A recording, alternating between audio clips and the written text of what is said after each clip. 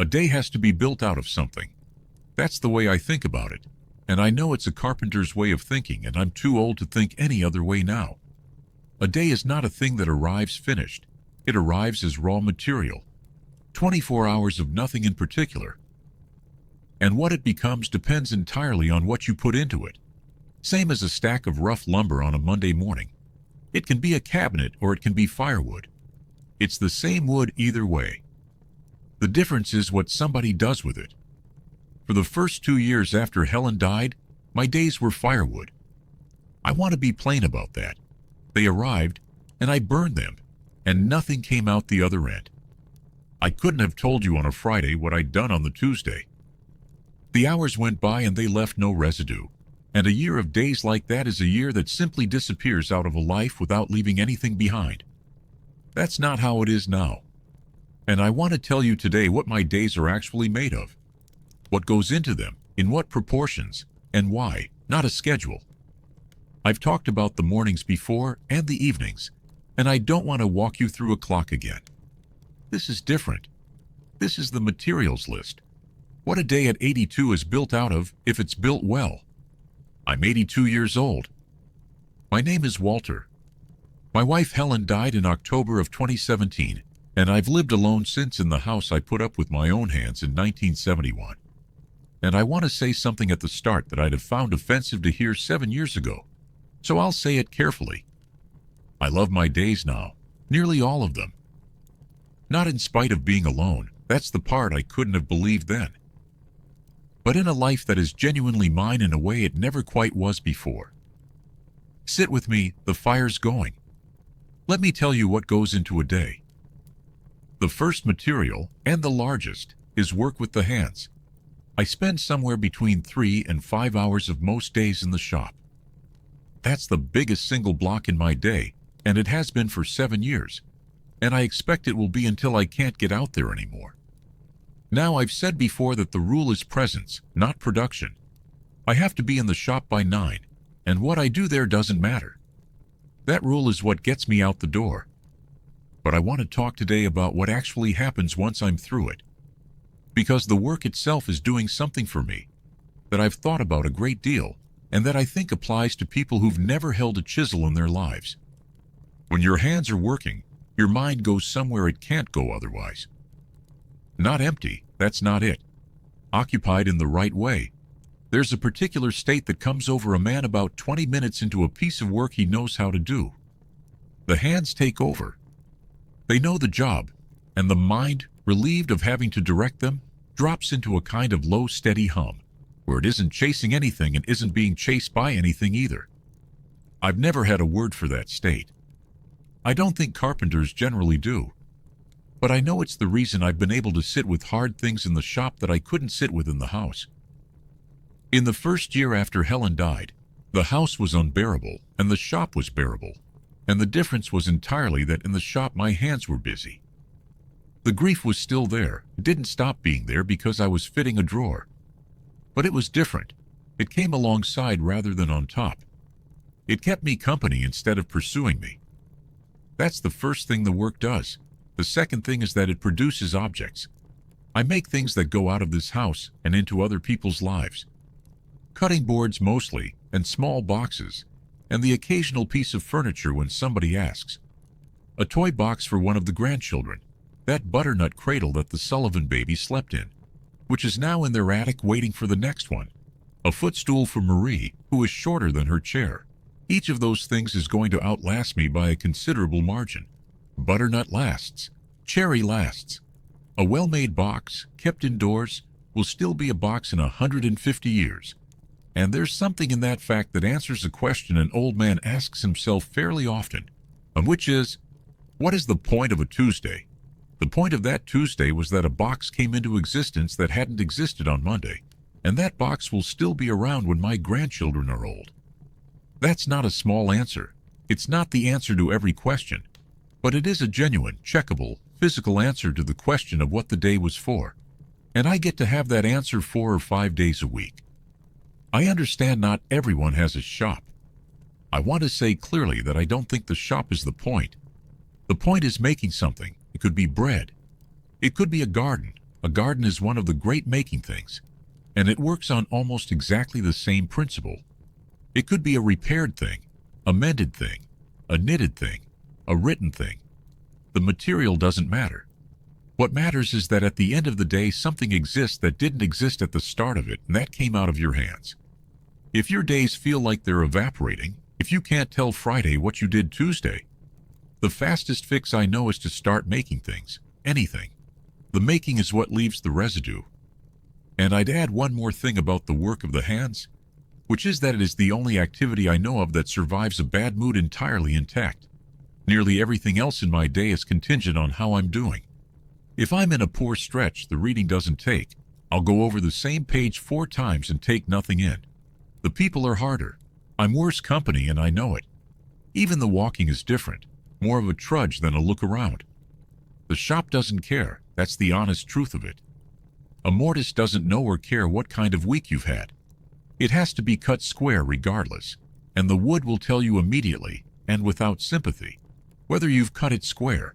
And there's something enormously steadying in dealing with a thing that is completely indifferent to your interior weather. Grief is very loud and very persuasive, and it will tell you a great many things about your life that are not true. Wood will not participate in that conversation. Wood will only tell you whether the joint is tight. And on the mornings when everything inside me was arguing that nothing mattered and nothing would ever be all right again, I could go out to that bench and get a tight joint, and the tight joint was a fact. And the fact stood there in the middle of all that noise being undeniably true. I got through the worst part of the first winter on facts like that. Not on hope. Not on anything anyone said to me. On a run of small, checkable, physical facts produced by my own hands. One after another. On days when nothing else in my head could be trusted. The second material is work with the body, which I keep separate from the shop on purpose. The shop is skilled work. It's careful. It's slow. It's mostly standing at a bench with small movements. That's not the same as the other kind of physical work. The plain kind. The kind that uses your back and your legs and gets your breath up. And I've come to believe that at my age I need both, and that they do different things. The plain physical work in my life is the wood mostly. I have 4 acres, most of it treed, and heating this house with a wood stove means an enormous amount of handling. The wood gets cut, hauled, split, stacked, moved under cover, brought to the house, brought inside. Every piece of wood that goes into that stove has been picked up by me somewhere between 6 and 8 times. Over a winter that's several tons of lifting, done a piece at a time, spread across months. I split in the fall, an hour at a stretch, several days a week through September and October. I don't do it the way I did at 50. I do less at a time. I take breaks I wouldn't have taken. And there are rounds I now leave for David to handle when he's up. But I do it, and I intend to keep doing it as long as the body allows. There's also the yard, the garden such as it is, the walking. I walk the property most days. It's not exercise exactly. I don't think of it that way, and I'd resent it if I did. It's a walk around the edges of the 4 acres, taking maybe 40 minutes, looking at things. Whether the stone wall on the north line has shifted, what's come down in the last blow, where the deer have been. The beach I've been watching decline for 6 years. That's finally going to have to come down. Here's why I keep this separate from the shop work in my accounting of a day. Because the body needs to be tired in a particular way in order for the evening to work. That's the plainest way I can put it. A body that has done nothing physical all day does not settle in the evening. It fidgets. It doesn't sleep well. And an old man who doesn't sleep well is an old man who lies awake at 3 in the morning, which I've talked about before and which is the worst room in the house of a solitary life. I earn my evenings with my legs and my back. The fire and the book and the chair at 7 o'clock are good, in direct proportion to how much I move between 9 and 4. That's a trade I understand and make deliberately, and it is one of the more practical pieces of knowledge I've picked up in 7 years alone. And I'll say the other thing, which is harder. Every day I do physical work is a day I remain a man who can do physical work. That's not sentiment. That's how bodies operate at 82. The capacities you don't use, you lose, and you lose them faster than you'd believe. And once they're gone at my age, they generally don't come back.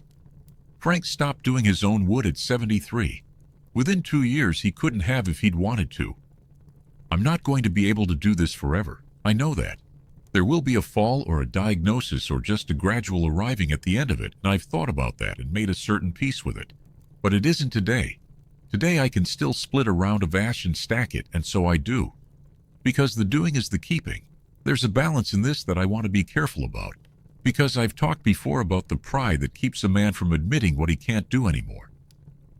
And I don't want what I'm saying now to sound like a contradiction of it. The two things sit close together and the line between them is fine. On one side there's the useful stubbornness, the insistence on keeping the capacities you still have by continuing to use them.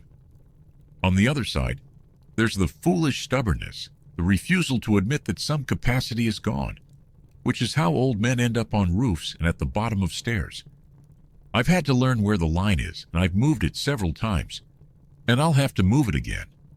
The way I've come to think about it is that the honest question isn't, can I still do this? The honest question is, what happens if I'm wrong? I can still get up a ladder. Probably. Most days. But if I'm wrong about that on a particular afternoon, I'm 82 and alone and lying in the yard in November, and the consequence of being wrong is out of all proportion to the benefit of being right. So the ladder is out. Not because I can't. Because the arithmetic is bad. The wood is different. If I'm wrong about a round of ash on a given day, I put them all down and go inside and I'm tired. That's the whole downside. So the wood stays. That's the test I use now, and it served me better than either pure stubbornness or pure caution would have. Not, am I still able? But what does it cost me to be wrong about that? It lets me keep nearly everything and give up the few things that actually matter, which is exactly the trait I want at my age. The third material is work with the mind, and this one arrived late in my life and surprised me. I read for 2 to 3 hours on most days, some in the afternoon if the weather's bad, most in the evening by the fire. That's a considerable amount of reading for a man who did almost none of it between the ages of about 25 and 75. I want to be honest about that gap. I wasn't a reader for most of my life. I read the paper. I read what I had to read for the business. Helen read. She always had something going, and she'd tell me about it, and I'd listen and be interested, and not read the book myself. There wasn't time, is what I told myself, and there wasn't much time, and that was also an excuse. What happened was Lily. My granddaughter left a book on the kitchen table when she was about 16, a book about the geology of this coast, the bedrock under my feet, the ice that shaped the land I'd spent my whole life building houses on. And I read it because it was there, and because I was alone in a quiet house with a great deal of time and nothing to fill it with. And I couldn't put it down. That book cracked something open. Because what I discovered, at somewhere around 76 years of age, was that I had spent 8 decades walking around on top of a world I knew almost nothing about, and that it was all still there waiting to be learned about, and that nobody had ever told me it was interesting. Since then it's been the birds. I know the ones at my feeder now, know their behavior, can tell a chickadee's alarm call from its ordinary chatter. It's been the stars, which I can name a few of on a clear night, which I could not do at 75. It's been the history of the paper industry that my father spent 33 years inside of, and that I lived alongside my entire childhood, without ever understanding. It's been the ice ages, the trees, the way water moves through a landscape. None of it is useful. I want to be clear about that too. I am 82 years old, and I am not going to apply any of this. It has no purpose whatsoever except that it makes the world bigger, and a bigger world is a more interesting place to spend a Tuesday. That's what the reading does in a day. It's not entertainment, or not only. It's expansion. Every hour I spend learning something is an hour that makes the following hours richer, because I see more when I go out. The stone wall on the north line is more interesting since I learned where those stones came from and what put them there. The walk is better. The window over the feeder is better. The whole world is better furnished than it was 6 years ago. And it got that way an hour at a time in a chair by a fire. If you're old and your days feel small, that's the cheapest fix available. Learn something, not to improve yourself. You're 80. There's nothing to improve for. Learn something because the learning makes the world larger, and you have to live in that world every day, and a larger one is more comfortable to live in. The fourth material is care, by which I mean the hours I spend on other people. There's some of this in most days, and a great deal of it in some. The Sunday call with David. The Thursday call with Susan. Letters to Lily, which take me the better part of an afternoon when I write them properly, which I do about every 3 weeks. Coffee with Elaine most weeks. Lunch with Marie about once a month. Soup down the road to Dot on a Sunday. And the work in the shop that's for somebody, which overlaps with the first material but isn't the same thing, because a cutting board made for the sake of making is a different experience from a cutting board made. Because Elaine's kitchen chair has a wobble, and I said I'd look at it, and I'm looking at it Thursday. I want to say something about proportion here, because I got this wrong for a long time in both directions. For the first 2 years, I did almost none of it. My days had no care in them at all. I received some, the calls came in. But I initiated nothing and I did nothing for anyone. And I want to name what that produced, because I don't think people understand the mechanism. A day with no other people in it is a day in which nothing you do matters to anyone. And a run of days like that produces a very specific feeling that I describe as being unnecessary. Not lonely, exactly. Unnecessary. The sense that if you didn't get up tomorrow, the world would proceed without any adjustment whatsoever. That feeling is corrosive in a way that plain loneliness isn't. Loneliness wants company. Unnecessariness wants a job. And the cure for it, the only cure I've found, is to do something that lands in another person's life. It doesn't have to be large. A jar of soup to a 91-year-old woman is enough. A letter that arrives in Ohio on a Wednesday is enough. A wobble fixed in a kitchen chair is enough. What matters is that the day produced something that ended up in somebody else's hands. Because a day like that is not an unnecessary day. The other direction I got wrong later, and more briefly, which was trying to fill everything with people because I'd finally understood I needed them. That doesn't work either. I'm a solitary man by nature. I was solitary inside a 54-year marriage. And a day that's all people leaves me depleted in a different way. The proportion I've arrived at, and it took a few years, is something like 1 substantial human contact per day, and 1 or 2 larger ones per week. That's it. That's not much by most people's standards, but it's enough to keep the unnecessariness away, and it doesn't cost me the solitude I actually want. Everybody's number is different. What I'd say is, find yours honestly. Don't let anyone tell you that you need more people than you need, and don't tell yourself you need fewer than you do. Both errors are expensive. There's a particular thing about care that I only understood a few years in, and it's about the direction of it. Being cared for is not the same as caring. I had a fair amount of the first for a long time. The calls, the checking, the concerned questions, Susan's Thursday assessment of how I was holding up. That's love, and I was lucky to have it, and I don't want to sound ungrateful. But it doesn't do the job. Being the object of other people's concern does not make a man feel necessary. If anything, it does the reverse. Because at some point you register that you have become a situation being managed rather than a person participating in something.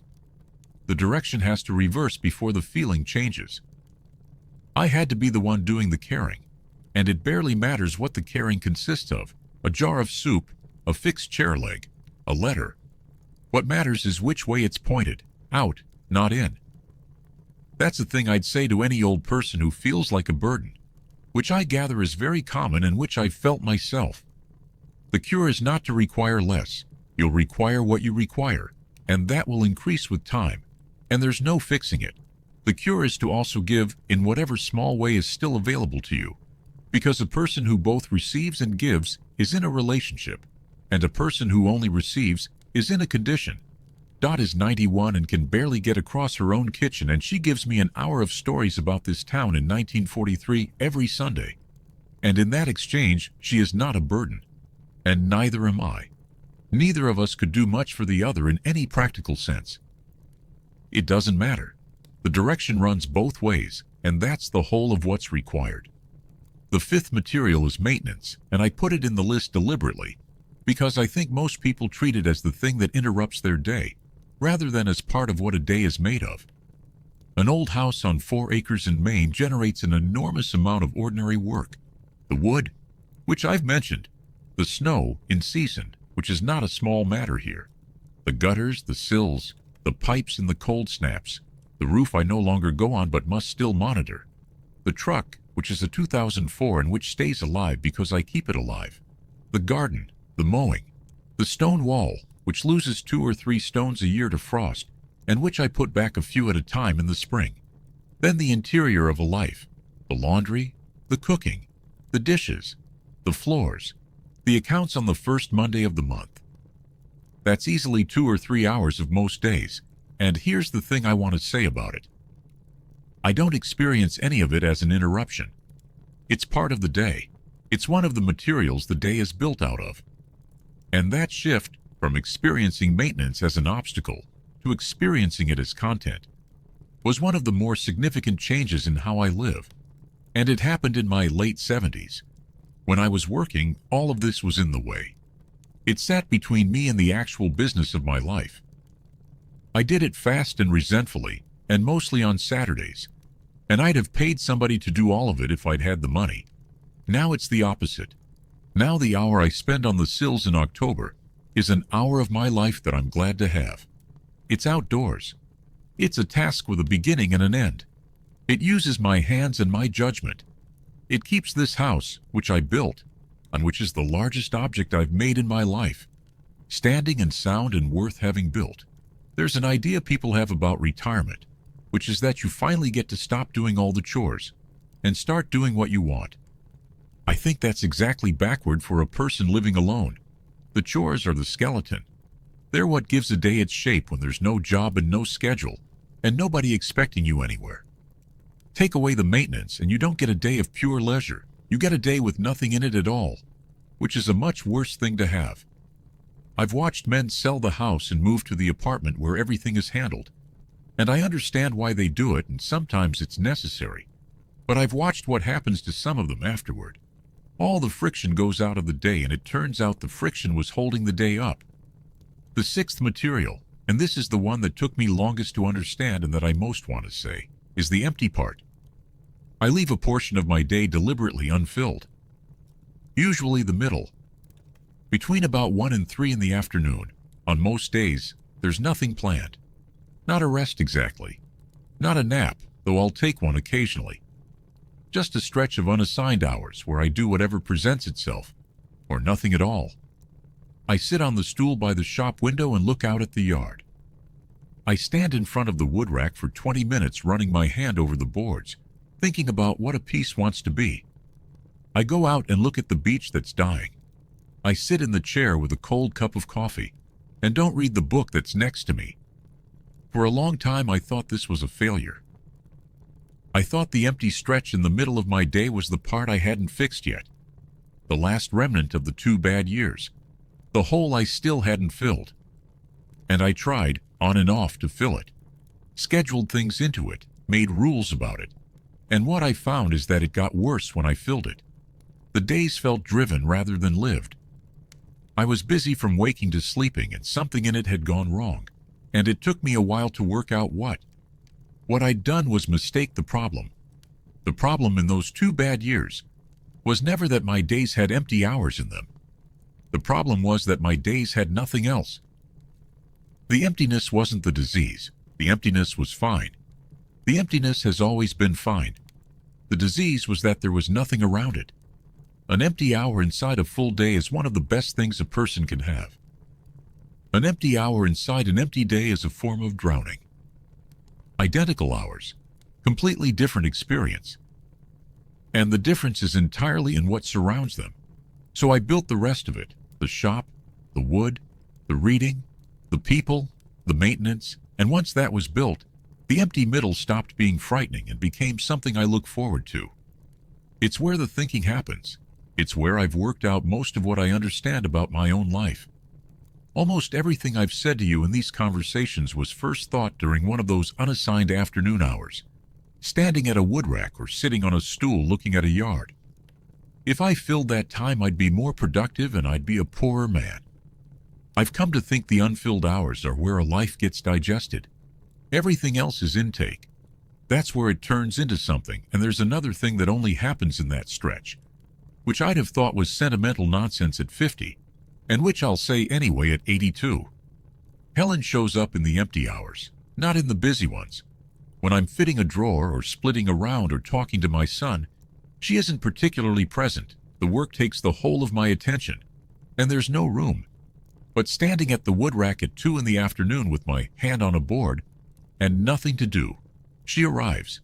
Some memory of her, or something she said, or just the sense of her that comes when the mind isn't otherwise occupied. Those aren't hard moments anymore. They were once. For about 3 years, an unoccupied hour was dangerous, because it was when the grief could get at me, and I filled my time partly to keep it out. Now the same hours are when I get to have her. Same emptiness, opposite function.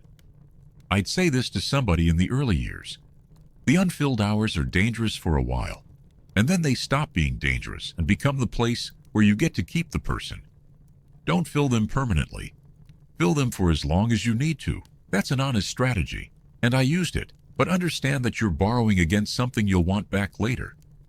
There's a thought I have out there fairly often now, standing in the shop doorway looking at the yard.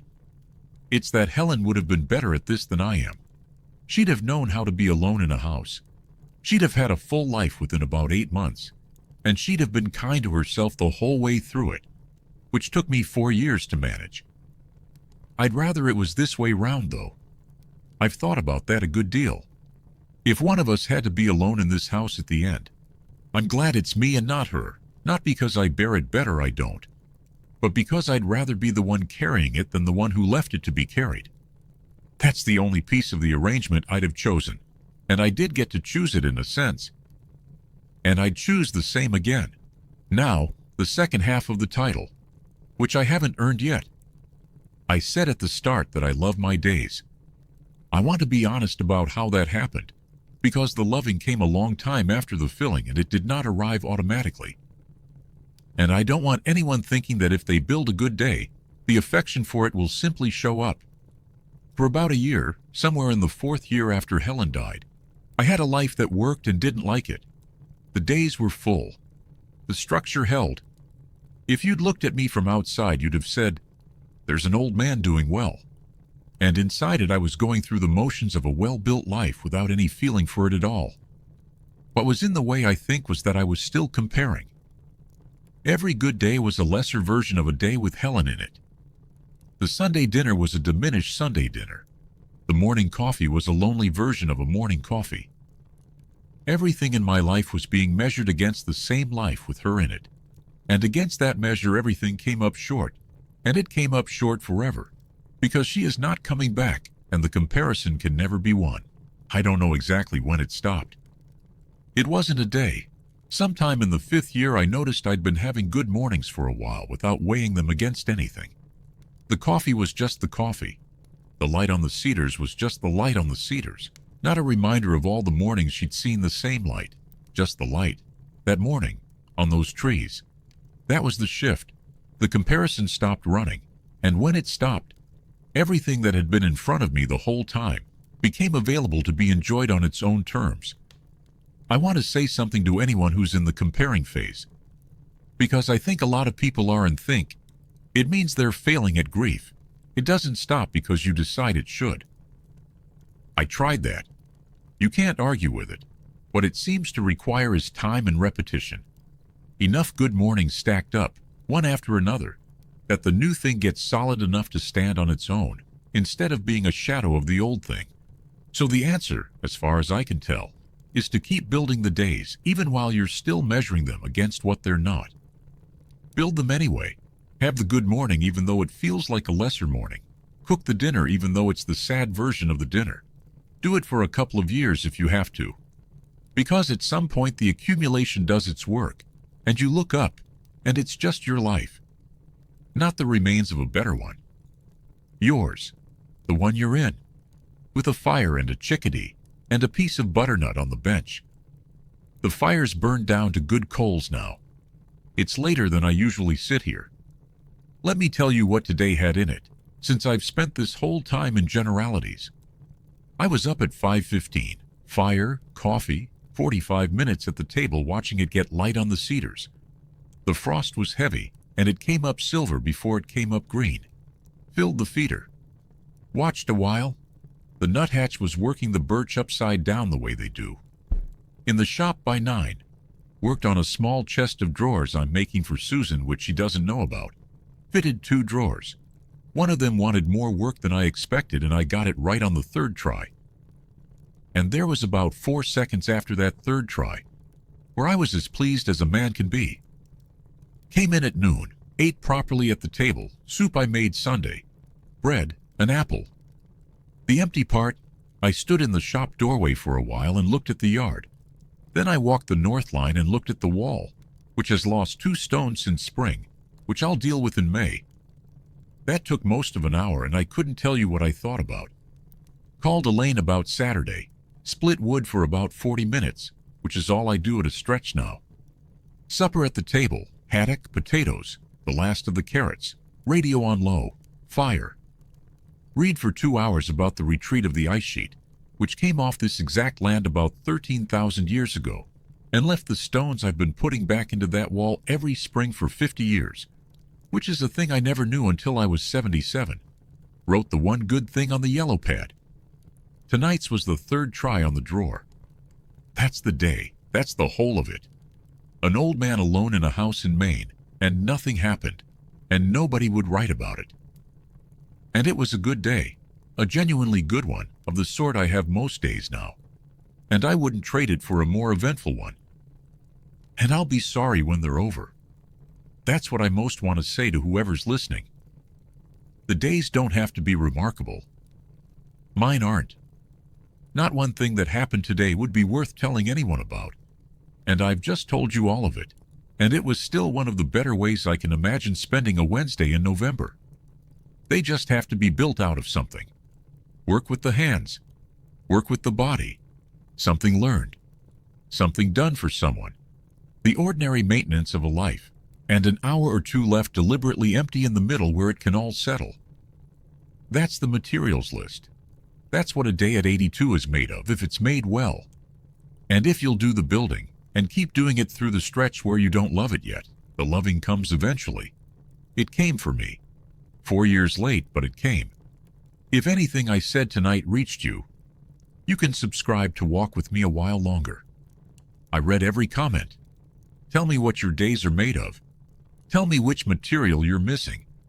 I suspect most people know, if they sit with it a minute. I'd like to hear.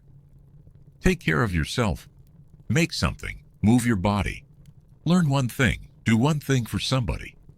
And leave an hour in the middle where nothing has to happen. The fire's banked.